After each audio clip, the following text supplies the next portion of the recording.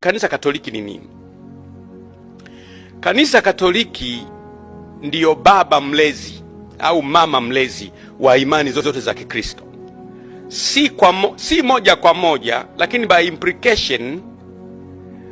Waluteri wametoka Katoliki, Anglikana wametoka Katoliki, na hao wengine wote asili yao ni Katoliki. Wewe angalia, unafahamu vizuri kwamba Martin Luther alikuwa padri wa kanisa Katoliki, akatoka ndani ya Katoliki ndiye akaanza Uluteri. Padri wa kanisa Katoliki ndio kaanza Uluteri. Kwa hiyo Waluteri kwa namna fulani by nature ni wa Katoliki. Kama ukisoma historia kwamba kule Asia karibu watu wote ni wa China.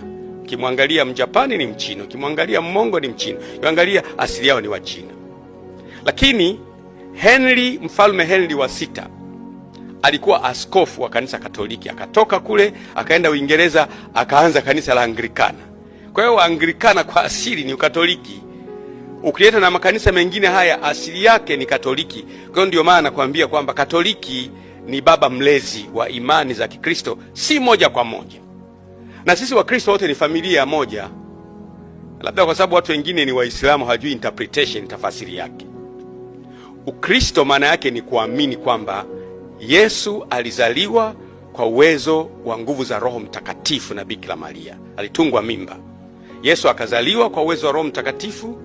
Yesu akafa, akazikwa, akafufuka, akapaa kwenda mbinguni, ameketi mkono wa kuume wa Mungu Baba, na kutoka kule atakuja kwa hukumu walio hai na waliokufa. Imani hii yote ni ya Wakristo wote, awe Mkatoliki, awe Lutheran, awe Anglican, awe Mpentekoste. Kwa hiyo familia ya Wakristo inaletwa pamoja na imani hii, na ndio msingi hasa wa imani ya Wakristo.